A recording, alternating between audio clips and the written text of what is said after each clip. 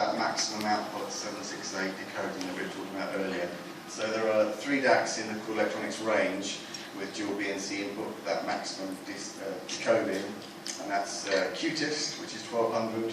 It's the new TT2, which is just under 4,000, I think, and the flagship Dave DAC, which is £8,500.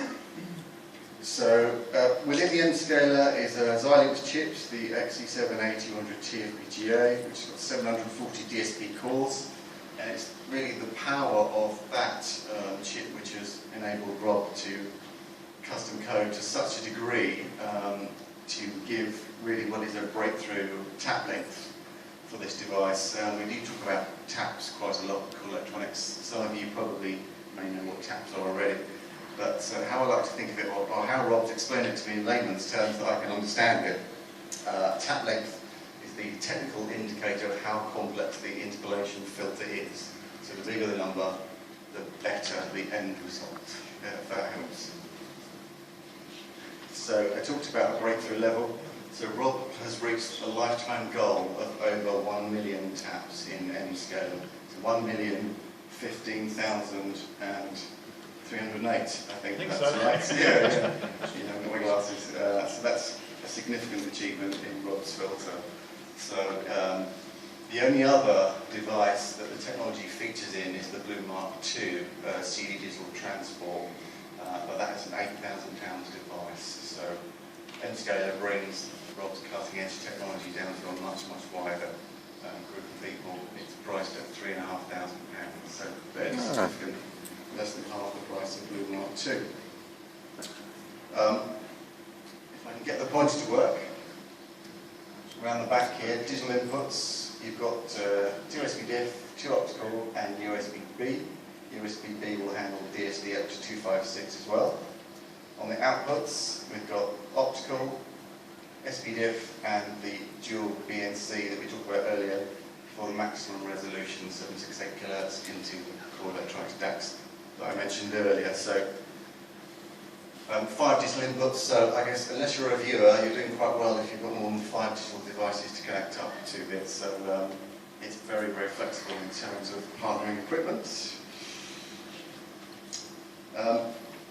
As you can see from the stack image, the form factor is designed to perfectly complement TT2 and to totally power amp. So that's giving you a really, really neat and fully functioning system, really, with some really cutting-edge technology which will drive any speaker. And in terms of advanced technology, will, I think, would compete with some of the really big high-end stuff as well.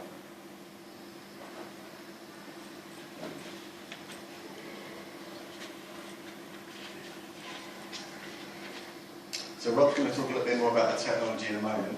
I think the key things that I would get across that really excite me about the product is it contains the world's most advanced digital filter, which is highly significant, and Robb will elaborate on that a little bit more in a moment.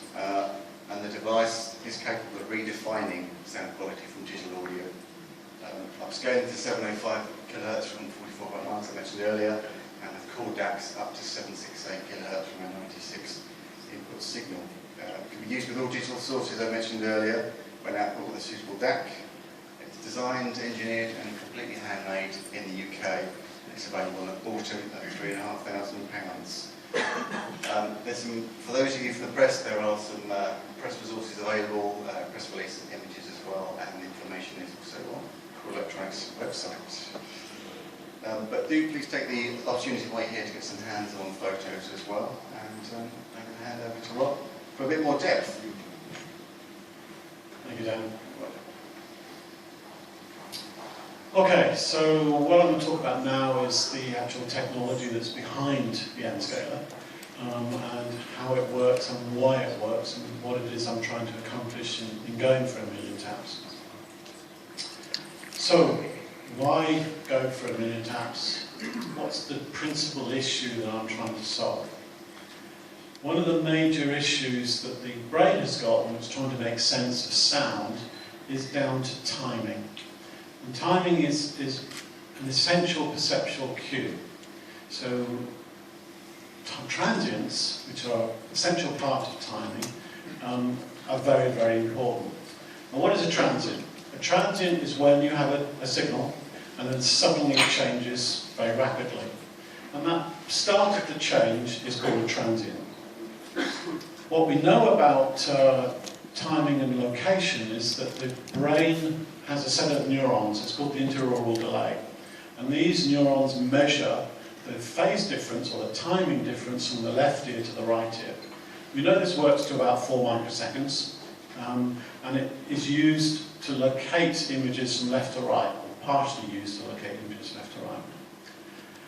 What the brain can do is calculate an image within a 2-degree angle, which is actually very, very small when you think about it. Now, the problem we've got with 4 microseconds perception threshold is, of course, that is much finer than CD. CD is running at 22 microseconds.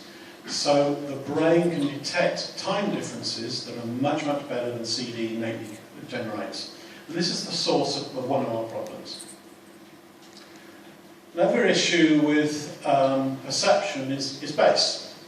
And this is quite interesting that they've done experiments with bass guitars. If you take a recording of a bass guitar and remove the starting transient, it becomes very difficult for the brain to hear the pitch of the note. So you don't get a sense of the actual bass pitch itself. This is because the ear is actually quite a poor transducer for bass. So the brain has to calculate what the pitch of the tune actually is. So if you remove the transient, you cannot follow the tune itself of the bass guitar. Transients are also very, very important for timbre, or timbre, depending on how you like to pronounce it. So what is timbre? That's where bright instruments sound bright, and rich and dark instruments sound rich and dark. It's like the difference between the sound of a saxophone and the sound of a trumpet. Both very, very different. Bright sounding in the case of the trumpet, very rich and warm sounding in the case of the saxophone. Again, if you remove the transients, it becomes very difficult for the brain to actually recognize what the instrument is. So they've done experiments where they remove the transients for trumpets and pianos, and it then becomes almost impossible to tell the difference between the sound of a trumpet and a piano, which is quite amazing really, because you think it'd be fairly obvious to tell the difference between a trumpet and a piano. So transients are very, very important from a perceptual point of view for being able to perceive timbre. So, why is digital audio so bad? Why do we have the problems with digital audio?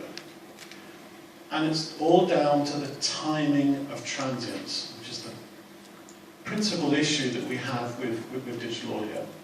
We perceive pitch from transients. We perceive the soundstage left to right from transients. We perceive timbre from transients. And we, of course, perceive the starting and stopping of notes from transients. The problem with digital audio is that digital audio has one sample at 22 microseconds and the next sample following the next 22 microseconds. And the brain can perceive that timing difference much more accurately than 22 microseconds. What I found is that the brain is incredibly sensitive to any small timing errors. And what happens with digital is a transient will either be reconstructed and it will be slightly too early, or it will be slightly too late. And where this error occurs will depend upon when the transient occurred, when the sampling is occurring, and what was happening in the music beforehand and what's happening in the music later. So that it all modulates and it confuses the brain because it can't understand what's going on. Now, the timing information, or the actual waveform itself, is recovered inside a DAC by something called an interpolation filter. And what an interpolation filter does is it calculates exactly what the original waveform that was before it was sampled actually is. The problem we've got with conventional DACs is that they're not very good at calculating the waveform itself. So there's errors, and these errors mean that the transient is slightly too early or slightly too late, and it's constantly changing between being too early or too late. And it's this mechanism that's causing the confusion when when you hear it orally. So this is a very, very simple illustration of the problem of transients and why it's an issue with digital audio. So we've got a 20 kilohertz sine wave burst here. You can see this is the original analog signal. If we sample it just at this point here, then we get 0 coming through. And then next sample will be at here, and we get the signal coming through here. So this is the digital data that is coming off this tone burst. So if we put that digital data into a simple conventional filter, a NOS filter, or an IR filter, or one of the MQA filters, what we actually end up with is something that looks like this. Because it's just filtering the digital data. And there's no pre-ringing being allowed, and so it can't reconstruct the original pulse. So it loses the original pulse. This error here is about 100 microseconds. So 100 microseconds in terms of amplitude error is a huge level of error. Now, if you use something called a sync function filter, it will be able to perfectly reconstruct the bandwidth limited signal. So you'll get the original transient, you'll even get this pulse that isn't there in the actual data being fully recovered and fully existing there. So you don't have this transient problem right at the beginning. So the interpolation filter preserves or reconstructs this original data. And we do this with, as I said, a sync function filter, or what's called in the mathematics a Whittaker-Shannon sampling interpolation filter. If we use one of those filters, then you will perfectly reconstruct it. Everything will be identical to the original unsampled signal. It will make no difference whether it was sampled at 22 microseconds or 2 picoseconds. You would end up with exactly the same waveform if you used a sync function filter. So, and this theory is completely absolute. There's no argument about it. You use a sync function filter, you will perfectly reconstruct it. The problem you have with a sync function filter, and this is the impulse response of a sync function filter, is that it pre-rings and it post-rings, and the ringing is for an infinite period of time. So to use this filter, you need to have an infinite amount of processing. And you need to sit around and wait for an infinite period of time before the music comes down. So that's obviously a big problem for using sync function filters. Now, what we can do is that there are various ways around this particular problem of having to use an infinite period of time. One is, of course, you shorten the sync function. So instead of using an infinite number of taps for your filter, you use a finite number of taps. Conventional digital filters will only use a few hundred taps because people are not aware of this problem and don't worry about it, haven't done any listening tests, because all they worry about is straightforward, simple frequency response. And that's very easy to achieve with a standard interpolation filter.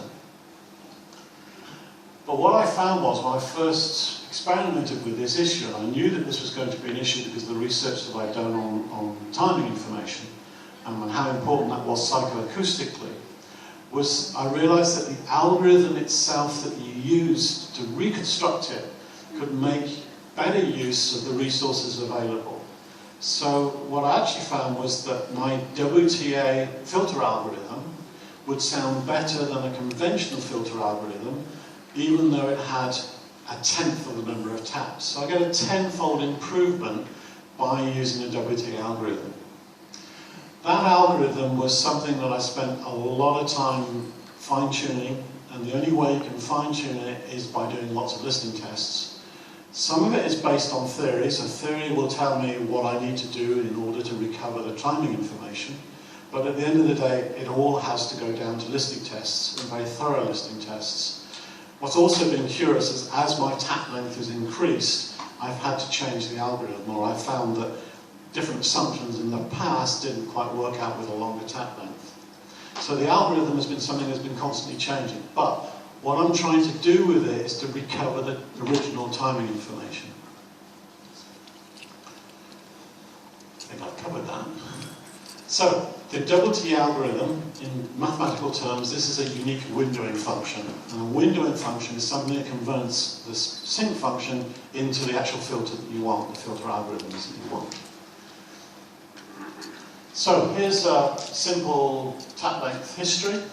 And the first product that had the WTA filter was the DAC64 in '99. That had 1,000 taps. We used 3 FPGAs, and it was 15 watts of power being dissipated in the device, just for the computation.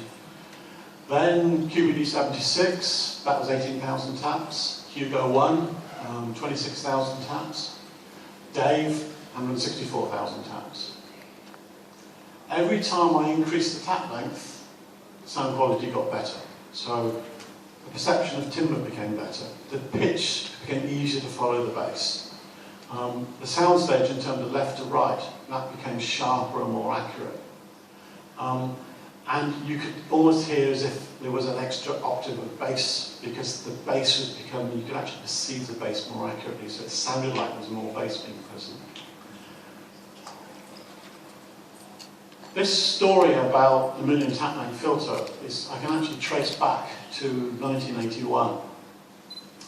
And I studied in Cardiff, Cardiff University, electronics as a science. Doing it as a science meant that we spent a lot more time on mathematics and theory. I'd also spent my part-time in the weekends going to the psychology department and reading up about the physiology of hearing. And that was all talking about this issue. I was talking about transients and timing, how important that was from a psychoacoustic point of view. Studying Shannon's sampling theory also meant that if we didn't use an infinite tap length filter, we would have errors. And I realized those errors would be in terms of timing, which you can see from that simple example. So putting those two things together, I figured, okay, if we want 16-bit digital audio, then we need an interpolation filter that can reconstruct to an accuracy of 16 bits. 16-bit data, we want the waveform to be recovered to 16 bits. It's a fairly straightforward assumption. And I figured that digital would only sound good until we got to that point.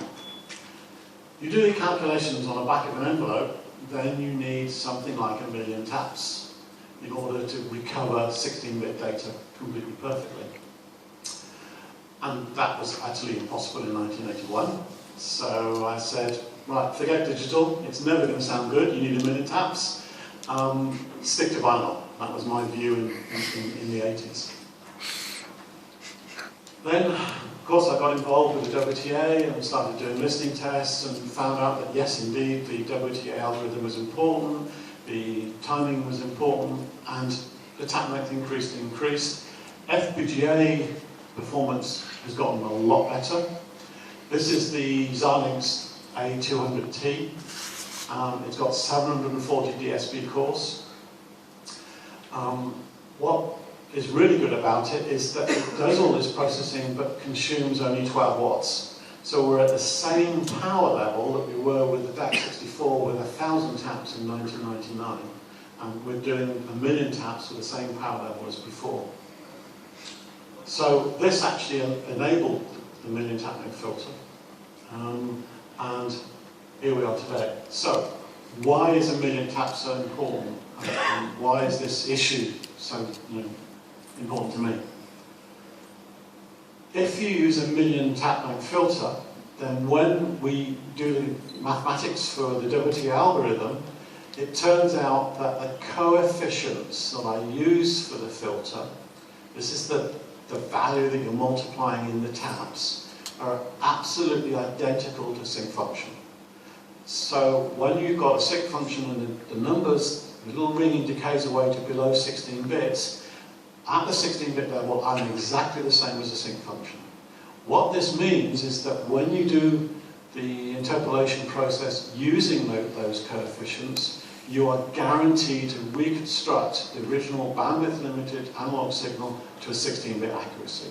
So for the first time, we're getting 16-bit digital CD with the missing parts in between the waveform, the subjectively important parts, being reconstructed to a guaranteed 16-bit accuracy. There was an interesting story with this because I had a huge amount of problems with Dave in terms of designing the FIR filter. And there's something called timing closure. And when you're doing an FPGA design, you run the tools, it synthesizes it then places in routes, and it then comes up with a timing report. And you've got to get timing closure. That means if your master clock is 4.8 nanoseconds, everything inside the design must finish work and finish within the 4.8 nanoseconds. There's other issues with FPGAs, such as physically placing parts. Sometimes you do a design and it doesn't actually physically place. And I had huge problems with Dave. With Dave, I originally started at 200,000 taps, and I couldn't get it to place en route, and I couldn't get timing closure, so I had to design it again, and then that didn't work, and then I had to go down to 164,000 taps, and I finally got that to work. That took 9 months for me to work. We also found that after 9 months of this effort, it sounded better than the Hugo filter, but it wasn't radically better, it was just better. So it was a little bit of a disappointment to me. So when this FPGA came along, I thought, I don't want this kind of trouble, because you have to write the code and then find out it doesn't place en route. So I went for 500,000 taps, because I knew that was easy for the FPGA to handle and to work. Problem is, when I actually did my listening tests with the 500,000 taps against the Dave performance, the difference in the sound quality was huge. It was completely unexpected. I was expecting it to sound a little bit better, but it was a transformational change. So that meant that I had to push for more because I had more capacity on the FPGA. It turned out that the timing closure was working quite well with this new FPGA, so I went for the full 1,000,000 taps. And then of course, that coupled with my wanting to hit the 1,000,000 taps way back in 1981, so hence the Mscaler story. To do this, I had to change my architecture for the filter. One of the problems is actually, there's twofold issues. One is the amount of memory it used within the device, and making it, the memory being efficiently used and efficiently coded is a big problem. The other problem is how much effort is involved in creating the filter. So the filter that's inside the Mscaler is 500,000 lines of code, and they have to be done by hand or synthesized by hand. So it's not something you can do, a machine can do. So it takes a lot of effort to do it. So I came up with this architecture that did two things. It enabled efficiency on the memory, and it also meant it was faster for me to write the code and to test it, to filter afterwards. To do it, I've ended up with a single memory block that feeds 8 DSPs, and each 8 DSP is running as individual threads. This is a little bit different to the way I normally did it. But this gives you an example of how complicated this thing is, because that is one individual module, and you can see all of these modules that are involved in the process. So, Hugo Mscaler. Full 1,000,000 WTA taps. It is exactly the same filter core that I've used in the blue. There's been no changes to that. The only changes have been on the control electronics, not the main core itself. It's galvanically isolated USB, 2 BNCs and 2 opticals, dual BNC outputs, single BNC output, and an optical transmitter output. And we've got an adjustable sample rate, and I've also done a pass-through mode, so you just press the button and then it will set it as pass-through. It will change the gain, so that's exactly the same gain. So when you want to do a listening test to the effect of the Mscaler, you don't need to worry about the volume control, it just passes it through directly. It's got a video mode. We need a video mode because the Mscaler computes over 1.3 seconds worth of music. So the delay is 0.63 of a second. So if you're using video, 0.63 second lip sync is a big problem. So there's a video mode where it turns the filter into an asymmetric filter and gives you 100 milliseconds worth of delay, which is fine for projectors. It's got an auto mode for the video, so when it sees the 48 kilohertz, you can set it so that it will automatically enable the video filter, because most of the time, if it's 48 kilohertz, it's a video source. It's also got automatic source selection. So if USB is digitally silent, it will then switch to one of the other SPDIF inputs that is in lock. That's actually quite useful, and I did it because of my own laziness, because I can't be bothered to get up my chair. There's also remote control and a DX mode for DX power amplifiers. These are devices that are under development at this moment in time. In fact, I've got another prototype I'm testing on Monday. And these are new devices which are DACs with the same topology as pulse array, the same simplicity as pulse array, but with the capability of going up for 400 or 500 watts worth of output. So in this you use the Mscaler and you control the volume control, 2 separate monoblock power amplifiers or stereo power amplifiers for the future. You can actually run it from a portable battery bank. That particular unit here, this one here, I've clocked up about 50 hours in airplanes with it. When I'm flying economy class, I just put it in my bag and run it with a battery backup. When I'm flying business class, I just plug it into the main socket. And you may think, God, this guy is crazy. He was carrying this thing around. It weighs a couple of kilograms or so in a backpack. When you hear the effect of an Mscaler, it becomes very, very difficult to listen to a Hugo 2. And it becomes very difficult to listen to a Dave as well, because it does such extraordinary things to the sound quality. So the beauty of sitting in a plane for 10 hours is that all I do is sit there enjoying music on my headphones, and I want the best possible sound. So that's why I drag the thing around with me. So far I've had no problems with customs, but I'm waiting for that to happen. So, just to wrap things up, the Mscaler is for sure the most advanced filter, simply because of the numbers involved and the tap length and the complexity of it. High-end audio DACs are only about a few hundred taps. So we've got 10,000 times more processing power inside this device. And what it allows is it allows a 16-bit red book to be recovered to a 16-bit accuracy from the original analog signal. And this gives us the timing of transients to an unprecedented accuracy. What that does from a sound quality point of view, and that's something you can hear downstairs when we unravel the Mscalers, you'll hear better bass definition. You'll hear much better instrument separation and focus. One of the very strange things about the Mscaler is, I talked about timing and perception from left to right.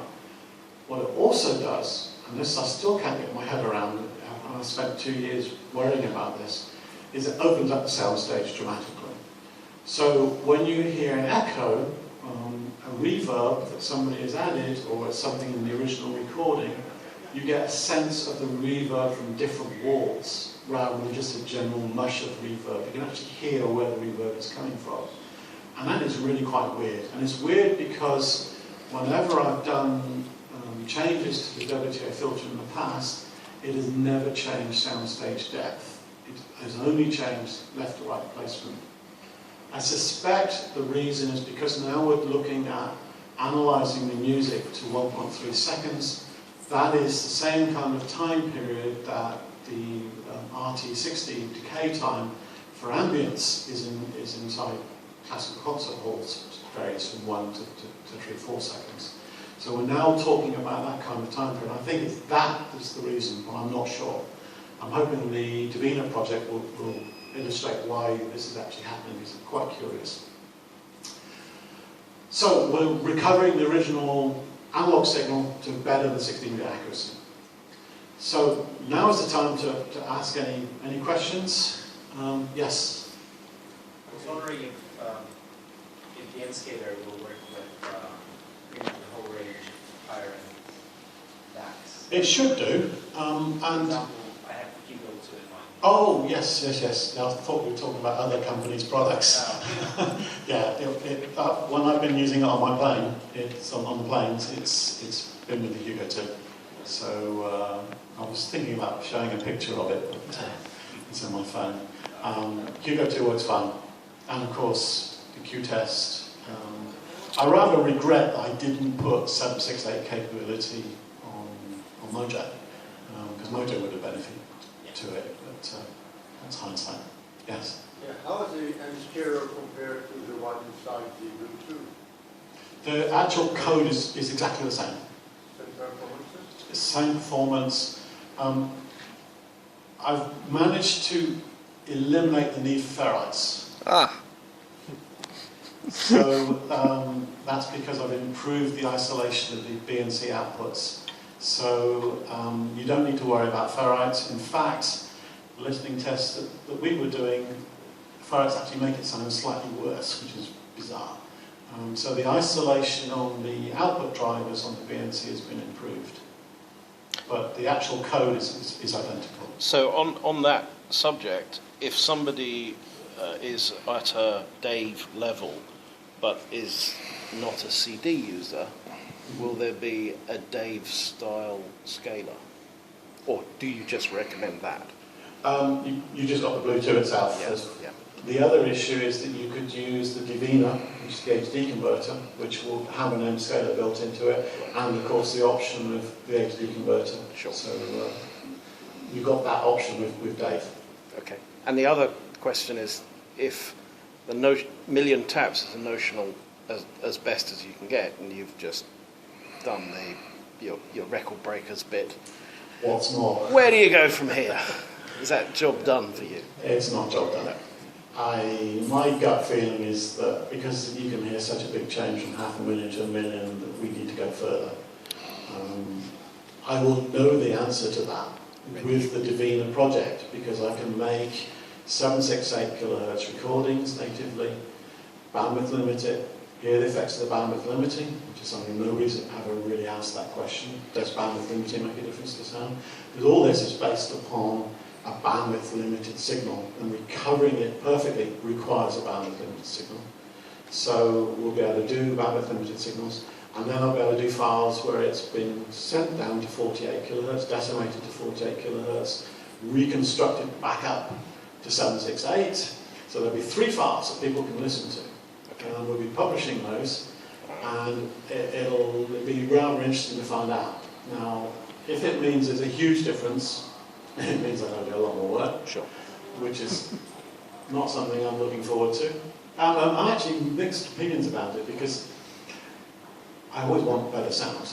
And if it means 10 million taps or 16 million taps, I'll do the effort to do it. But a part of me also would like to have this subject closed, Sure. and not have to worry about more than 1 million taps. You really are the Roy Castle of audio, you know. Sorry? I was going to say, you really are the Roy Castle of audio. You had a trumpet line. that went over many people's heads. Anyway. Well, never mind.